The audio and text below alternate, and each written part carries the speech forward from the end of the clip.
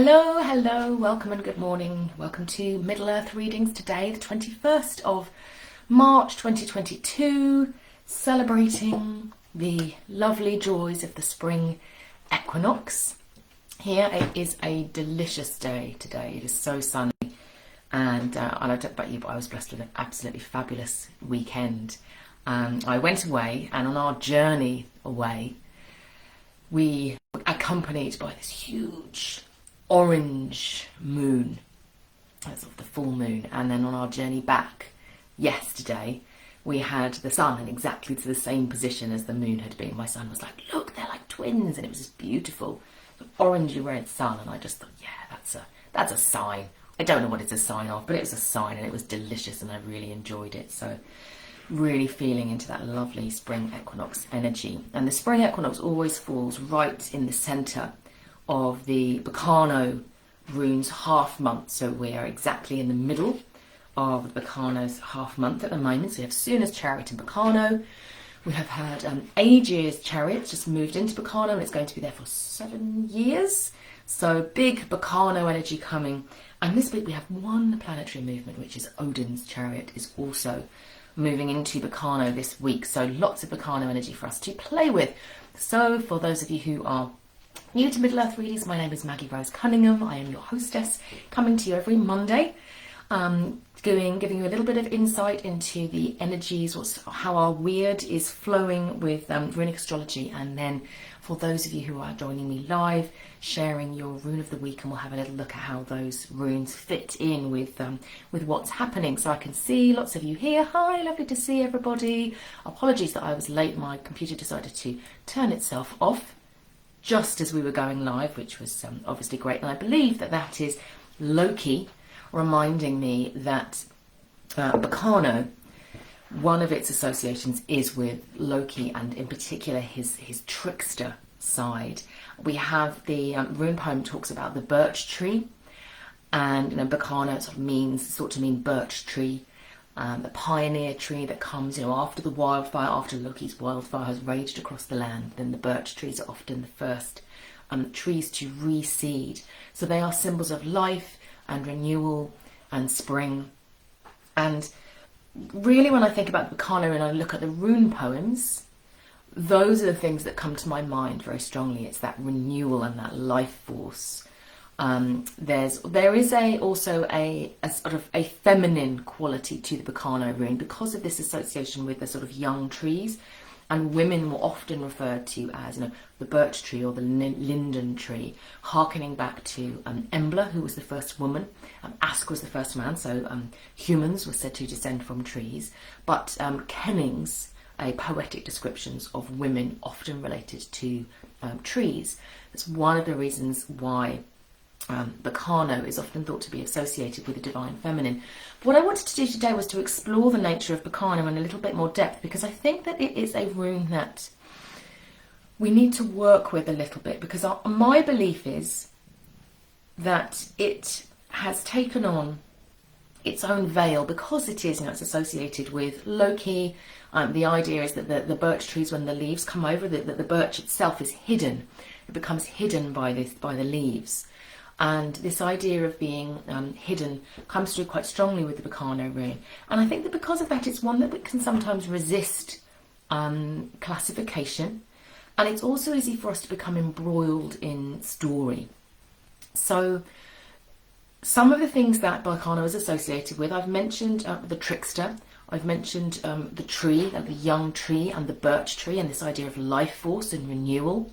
We also have the idea of the divine feminine as both like the dark womb of life and death, and as like the youthful maiden. And I think that what has happened over time is that modern constructs of goddess energy have been applied to the Berkano rune, and not necessarily a bad thing, and the runes are all able to evolve and change over time. But the Berkano rune itself challenges us to think beyond the veil of story. If you think about Berkano as being the veil, it's saying, what is the hidden treasure beneath the story? So to my mind, the Berkano rune is both a symbol of the divine feminine, and it is also a reminder that identity is always fluid and permeable. And that we shouldn't take, sort of the polarity too far. So along with many of the runes in the final 8, the third family of the runes, which we are in at the moment, so Teiwaz is the first rune in the third family, and then we move on, Berkano is the second. All of them contain within them the potential to synthesize complex ideas and to say, yes, they contain within them polar opposites, but they also work to synthesize them and bring them together so they disrupt polarity in its extremis. So any time that I get something that's like, oh yes, Teiwaz is the divine masculine and Berkano is the divine feminine, my suspicions are always roused. I'm a bit like, is that entirely true? And we know from Teiwaz with Tyr, the god that Teiwaz is associated with, that there are suggestions that he was originally a either non-gendered or a sort of hermaphrodite being who is then split. So he becomes more masculinized through the ages, and he does that because he's a sovereign and he wishes to be of service, and so he takes on whatever form is necessary. And I think it's worth us looking at Berkano through that lens as well, saying if you think about Teiwaz as being the active principle, of action being taken and of the ability for us to claim wholeness over and over and over again, to heal and become whole once more, and it's the arrow sort of shooting forward. Berkano is that quiet, more disguised, adaptive, flexible energy. So Teiwaz, you might say that Teiwaz breaks and splits, to become the arrow that flies true. Berkano expands and claims and adapts. So you can think about it as being a rune that absorbs lots of other stuff inside it. It is continuously resilient, if you think about the birch trees, like being reborn. And it is that promise of spring. Life will come. We will survive. It expands in a way that Teiwaz contracts. It's often associated with earth energy as well, the rebirthing of the earth. But again, if we think about it in terms of what might it be weaving within itself, so we've got the dark and the light, the womb and the tomb, the trickster and the innocent comes through as well, because Berkano is considered to be a protective rune, particularly for children. So there is a sense of vulnerability around it, as well as this sort of ability to engulf, to take on and to absorb. It also has a vulnerability within it as well. So it's got a sort of creator, destroyer energy that I see very much with the Berkano Kinaz pole. Kinaz is the rune that's opposite. So at the autumn equinox, Kinaz is in its full force. Spring equinox, Berkano. And so they have this sort of pole of creator, destroyer energy that runs between them. I'm really aware, as I was thinking about Berkano this week, and I was thinking about Berkano in Aegir's chariot, so Aegir being the realm of dreams and the unconscious mind, and things coming through both our greatest ideals and our brightest dreams, but also, oh, that's a cat, also our darkest, our nightmares and our fears. That whatever we associate with Berkano will come forward through this 7-year period, just as with Teiwaz. I talked a little about this last week. This idea of separatism, of sort of wanting to win, of taking action, and sort of being like, I'm thinking about things like, I talked about Brexit and those sorts of things, countries pulling apart from each other and somehow conflict being the answer is some of the shadow side of the Teiwaz rune. Equally, there was a sense that people were like, we can take action, we can move forward, we can stand for fairness and justice and equality. All of these things are very Teiwaz, this idea of justice and of being whole and unified and embracing diversity within that. All of those things can be Teiwaz too. It brought both through. So Berkano, we're going to be thinking about what does that mean with Aegir's chariot. And the story that really kept on coming to me, and I know it will for a lot of people, was the maternity hospital hit during the Ukrainian conflict, and just of the horror of our most vulnerable being exposed in that way, in a way that we don't ever want our conflicts to make those who are so vulnerable and new life being born, and those who are carrying new life within them and are already on a their own warrior path in some way to bring new life into the world. To have those two things coming so close together was I think a really harrowing story and harrowing audio that came along with it for a lot of people. And I just wanted to take that for myself and say, this happened, at the very beginning of this 7-year Berkano experience. Let's not let that be the story that we want to be told of our earth and our world and our human legacy. Berkano offers us the ability to rise up from the ashes, like literally, with the birch trees coming, after the wildfires and for new life. So, let that be a symbol of hope and new life and a commitment to ending conflict, is what I was feeling myself into that with that story that it just came through. So I wanted to share that with you, that Berkano is a rune of survival and a rune of thriving and a rune of adaptation and the mother instinct to a certain extent as well. Although, as I've said, I think that we don't want to take those polarities of masculine and feminine too far within it. But I hope that's been useful for you just in terms of thinking about Berkano. And as Odin's chariot moves this week into Berkano, and I apologise that my screen is wobbling, I have a cat stomping around on the desk unhelpfully. As we move into Odin's chariot in Berkano, he is asking us to honour the trickster. So Loki is coming through quite strongly at this period of time, and that it's not always, a bad thing. It's reminding us of the ability to laugh at ourselves and to laugh at most of the circumstances that, are to see what's, in the bigger picture and what our small picture might mean, and to say, where is the play in this? One of Loki's jobs is to what's the word I'm looking, sort of poke a little bit at overinflated egos amongst the gods, and that's one of his roles, is to do that. And so we want to look for the trickster within our lives. Where is the trickster showing up, and not just where it's showing up externally to us and we're feeling like, why is it that my computer just turned itself off? I was about to do this Facebook Live. Why is it that this cat is leaping on me as I'm trying to do a very serious sharing of the knowledge of the Berkano rune with you? And to enter into even our most sacred and vulnerable and difficult and challenging moments with the spirit of sacred play, recognizing that the trickster can roam anywhere. If you think about the ancient courts with the king, it was always the fool who was able to speak the truth, when others couldn't. And I am very much reminded of the Emperor's New Clothes. For those of you who know the fairy tale of the Emperor's New Clothes, it feels very Berkano to me.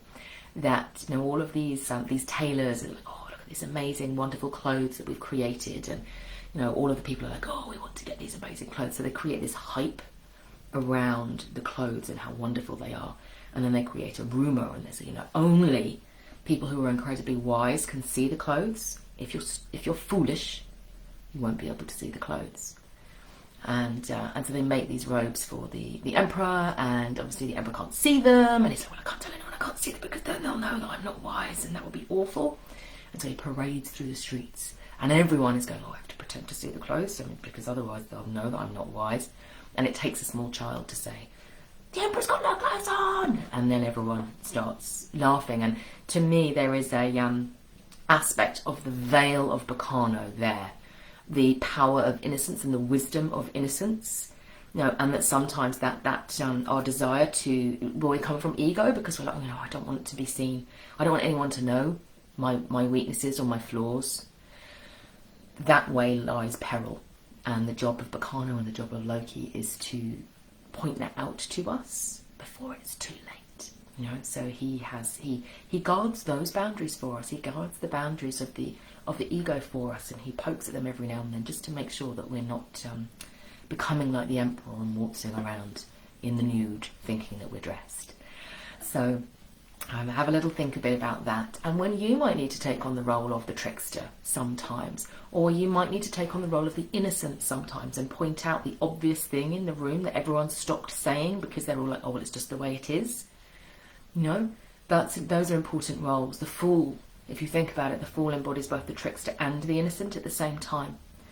And so sometimes we're looking for who's the fool in our life, and sometimes we're looking for, when do I need to be the fool as well?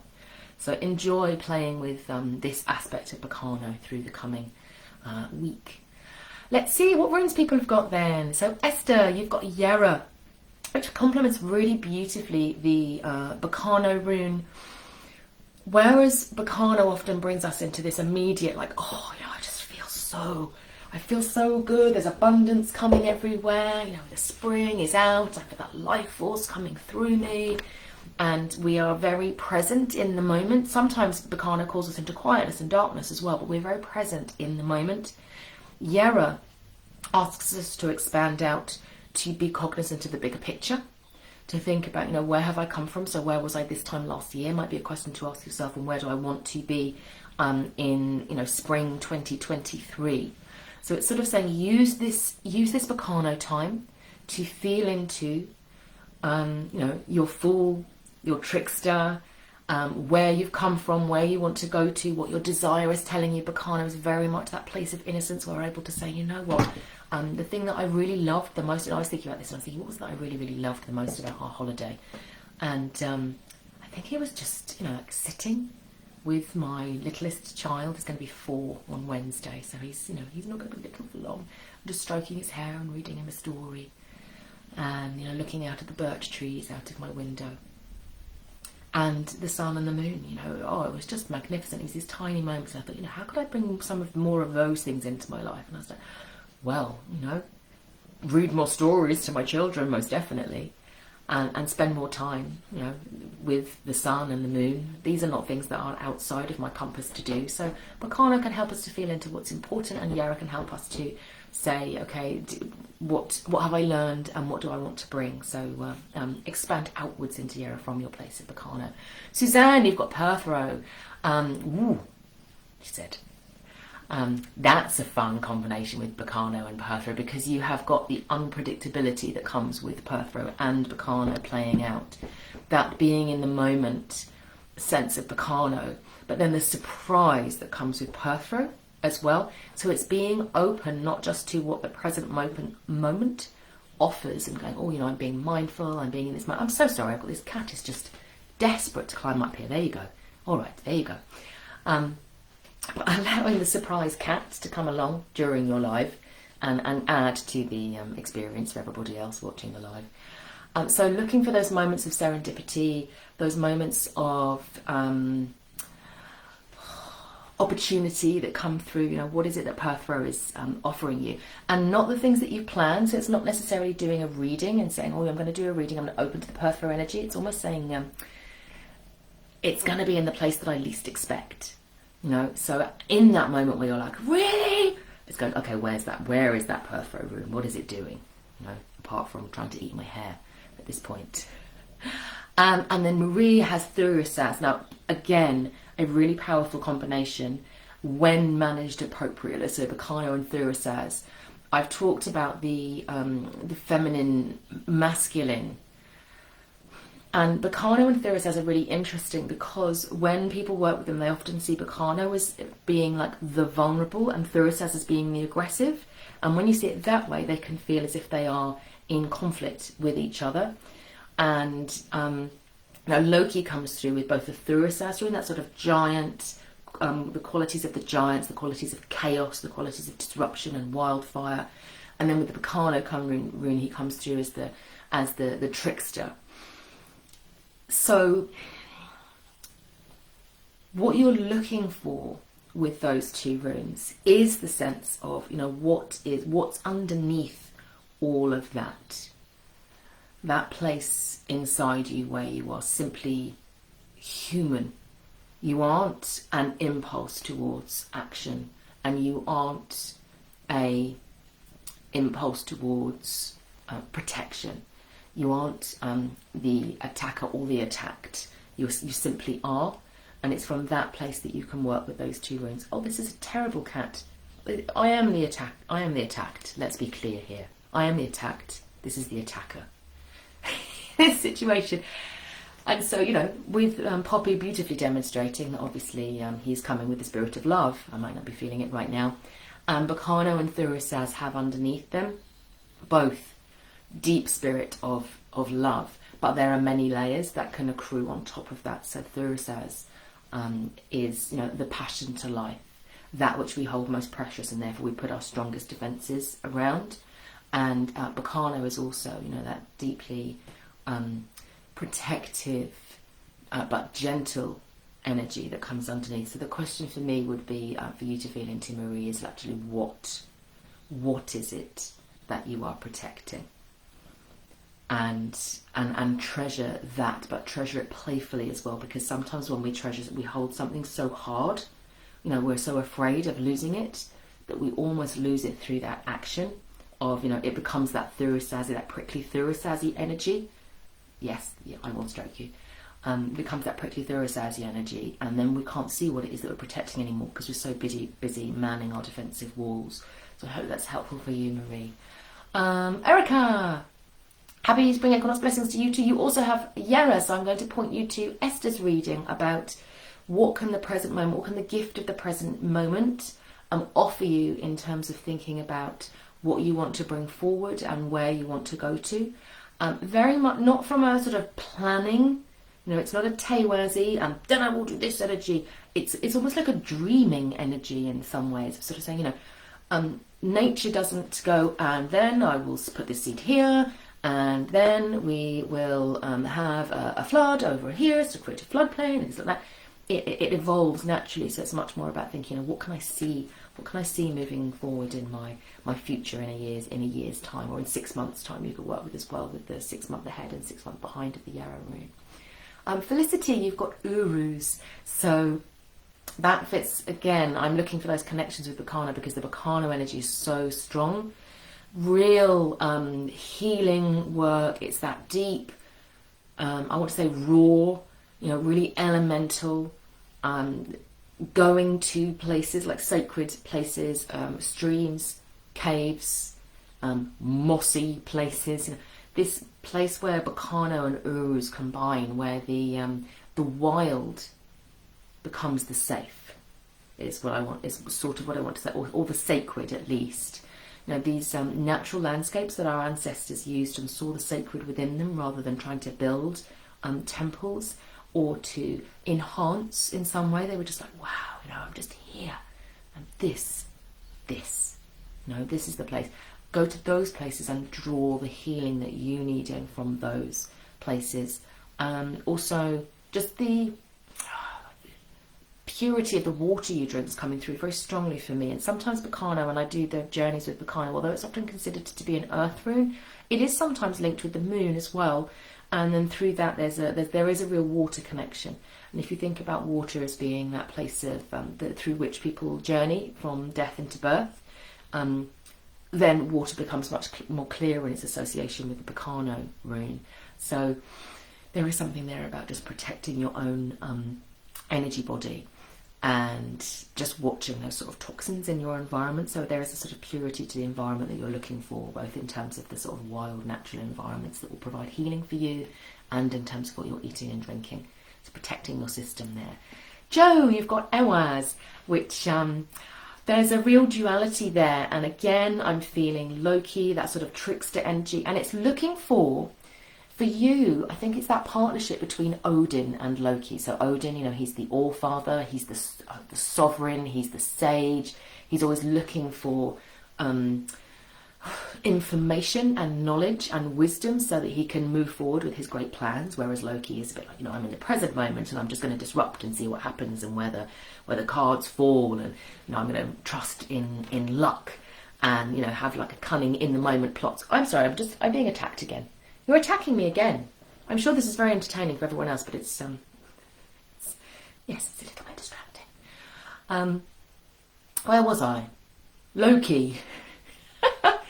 Loki, yes, and Loki and Odin. Yes, we don't want. No, Loki can't have you. Just to be really, really clear, I'm just going to make that really, really clear. I work very strongly with Odin, so yes, Loki's maybe like putting his elbow, but they have a partnership. They have an important partnership to play. So for you, Joe, I think it's about that, looking at that balance between your knowing, serious, wise, I want to say sort of active in the world, capable, recognised, deeply credible self, and the playful, disruptive, trickster, in the moment self, and recognizing that that both of them are in you, and just looking at when do you let each of them lead? When do you let them lead? So if you think about the horse and the rider, which ours represents, or two horses, sometimes it's said to represent, it is a partnership, because the horse is allowing the rider to ride in. The horse is much more powerful than the human rider. So you have the partnership of a very strong animal and a very weak one, but they complement each other. And sometimes the rider will be reliant on the horse entirely. The horse's instincts are much more honed and attuned to the landscape and to danger than the rider's is, because the rider is a predatory animal and the horse is a prey animal. So it's a partnership between a predatory animal and a prey animal. And so again, it's looking for, how do these different aspects of self, how do they partner within you? And how do they support each other? Sometimes we can see those parts of ourselves as being in conflict, or as if, I bring this part of myself out and this part stays over here, and we can compartmentalize them into environments where we feel safe bringing them out. And it's having a bit of play with that, having a bit of a sense of, well, what if I was to allow that, I was to recognize this partnership now, even in this moment, and see what will happen a little bit. So there's some play there for you. So Chen, you have your Feiyu rune. Lovely, delicious life force energy. It's channeling that Spring Equinox Berkano energy even more strongly. This is a really lovely time for you to do anything that you can do in terms of abundance magics will be really useful for you right now. Opportunities, take them. It's like the Berkano rune is enhancing your access to the Feiyu rune energy. So there is a trust that's there as well. And what's coming to my mind is that sense that we are all part of an ancestral line. And sometimes we can feel as if, I don't have the answers, or, I'm not strong enough, or, this is too difficult for me. And it's reminding that, you stand on the shoulders of giants, and that your ancestors had that resilience and they had that access. And I guarantee you that there are people who with immense ability to channel, wild magics of abundance in your ancestral line. So there's the Berkano rune is offering that as well. It's saying, feel deep into the earth, send your roots down into the earth and draw up that Berkano Feiyu energy, that sort of really deep, golden life force energy up into yourself, and asking your ancestors to gift to you the Haminya that they wish to gift to you. So Haminya is life force energy that our ancestors possess, that you can't take with you when you die, but you can send it on to your successors. And in those sorts of spaces, in those healing spaces, it doesn't really matter that what time says. No, do a bit of a harvest, go to your ancestors and say, I need a bit of that Haminya, that life force energy now, and then just allow it to come up through the roots. Lisa, you've got Perth Row, so like Suzanne, I'm going to invite you into opportunity, into serendipity, into that sense of opening to the unexpected. And if there are any feelings of, I'm not sure if I want the unexpected, going, what's that about then? Because there's always something in there, isn't there? And it's like, what does this remind me of? What does this bring to mind? Is there a fear under there? Are other times when the unexpected came through that you would need to let go of, because then you're drawing in more of the same rather than what the opportunities of the present moment might bring for you. So opening to Perth Row, you might want to actually play some games of luck. Can be quite a fun thing to do, just to open to that sense of luck a little bit. Dice games are really powerful for that sort of work. Just feeling into winning and losing and middling, and just saying to Perth, I'm ready. I'm ready to play with you and see what comes. Diane, your rune for the week is Feiyu. It's Merc's Day. You're still in hospital too. Okay, so this one, because of Berkano, can bring the earth energies, the deep earth energies. I think that's what we're looking for. It's a very quiet, deep cave energy. If you haven't done it before, Diane, you might want to try my YouTube meditation with Berkano. That's quite a nice, still, deep, replenishing space that you want to go into, because it's saying, you know, that your energy is deplete, is basically what I'm hearing. It's saying, you know, your energy is deplete. The Berkano rune at this point for you is a supportive rune, a deeply supporting, nurturing, you know, the Mother Earth par excellence, inviting you in to come and wrap you and hold you. And it's saying, you know, don't try and give any of your energy outwards at all. That fire needs to go down, and you need to just put your roots down into the earth, and you need to be tended. So allow the Berkano rune to do that for you. Stacey, you're waiting for your runes to be delivered, but you love hearing as much as you can. Oh, good, good, good, good. Well, we look forward to you having a rune in the future. Denny, you've got Thurisaz as well, and we've covered Thurisaz already. A really interesting dynamic between Berkano and Thurisaz. That, or is there anything more for you that comes along? I'm just getting that really, like, black, dense thorn energy of Thurisaz. And then beside it, I'm seeing like a new shoot, like a green fruit. Imagine like a rose bush, and then you have those really old shoots that become really like dangerous because they're cracking and they're brittle and they don't have any flowers on them really. And then you've got the green shoots that have the new thorns on them. And I feel as if that's what it's talking about. It's saying almost like ancient territory. I don't know what this is for you, sort of like an ancient territory, but a need to carve something new within that space, and not to allow old narratives that will have that thorn energy within them to dictate, because they can be harmful, and I'm seeing them as actually being harmful to you, like almost physically in some way. So looking to the new green growth upon which the roses will bloom, or, you know, the fruits will bear. And remembering that when we have those new thorns that come through, they are part of the Berkano energy then, because they're green and they're new and they're abundant for the coming year. So it's very much about, you know, I always talk about the veil of story, and it's almost saying, yeah, the veil of story is just don't even go there with those old thorn energies. There's no need to do it.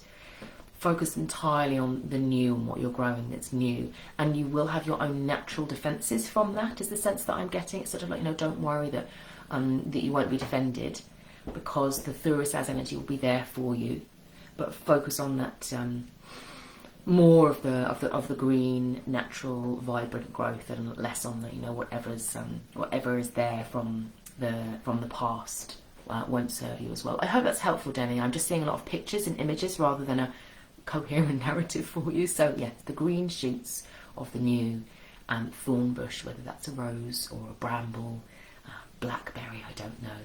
Belle, joyful equinox to you too. You have keeners today. So, we've got the lovely energy of the smith there, and I'm seeing the smith sitting outside of the forge, looking at a sunset. And it's like the ideas are bubbling under the surface, but he's waiting. Say he, it could be a she, is waiting.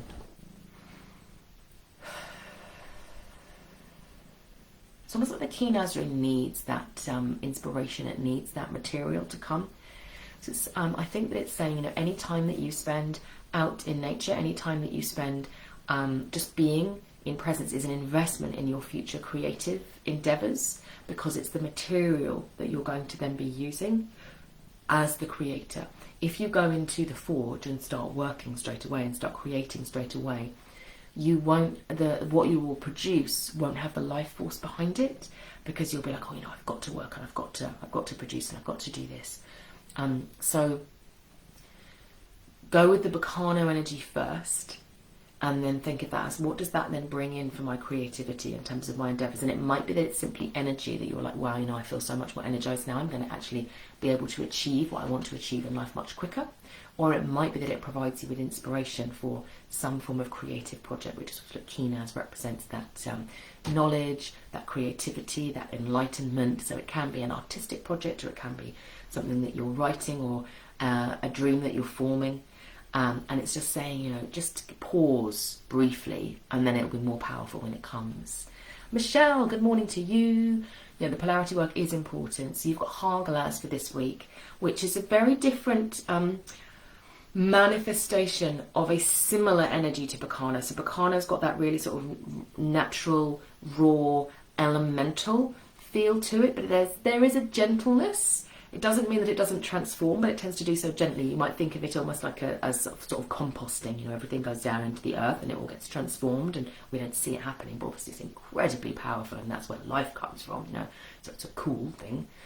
Hagalaz is a much more immediate, you know, transformation must occur.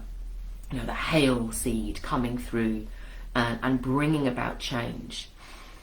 So with Hagalaz there for you, I think that is sometimes about saying there will be times maybe where you need to be more resilient. Oh, I've got a cat again.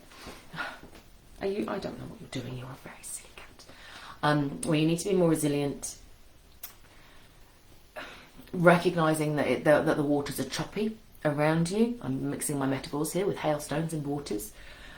And that it's recognising again that the sort of crystalline quality of the hailstone is not just something that's external to us, and it's not just happening to us, that we can feel very sensitive, particularly with the Berkano energy of the hailstones coming down all around us. I'm reminded again of the story of the maternity hospital, and that's the sense that I get, is this sort of Hagalaz storm energy coming to this place where, you know, it shouldn't be.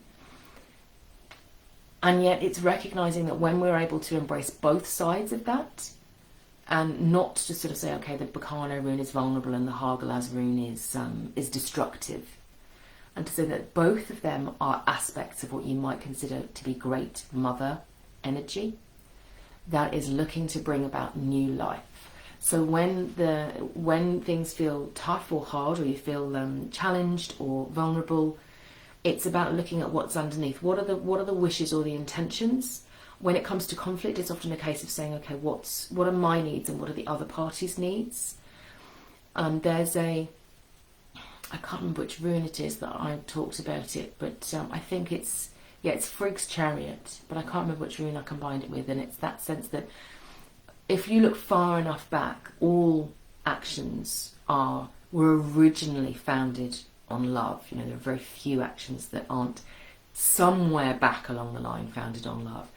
And so it's looking for that. It's saying, okay, what's the need? What's the thing that unites us behind the conflict that I might be experiencing in the moment?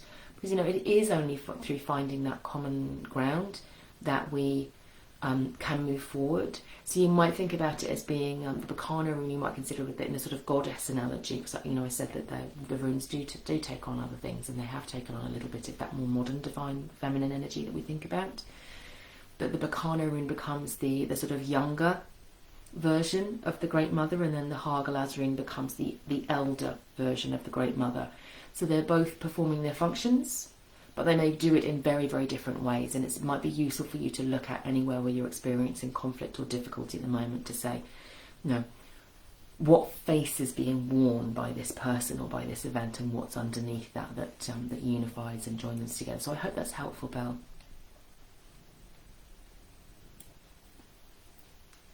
Suzanne says, thank you, I did want to hide with them together. Got Perfra and Berkano. Eris says, thank you. Jess says, thank you. Diane says, spot on, great. Yeah, so you've needed a lot. Yeah, I'm very deplete. Okay, so that makes a lot of sense. So I hope that Berkano provides you with a lot of help. Yes, Poppy does. He does adore me.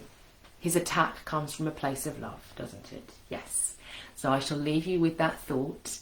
And lovely to see all of you. Many blessings for your week ahead. Enjoy this energy of Berkano. I will just enjoy being embraced by my cat and give him lots of love and attention while he's been patient, knowing that my attention has been on you and not on him. So lovely to see you all.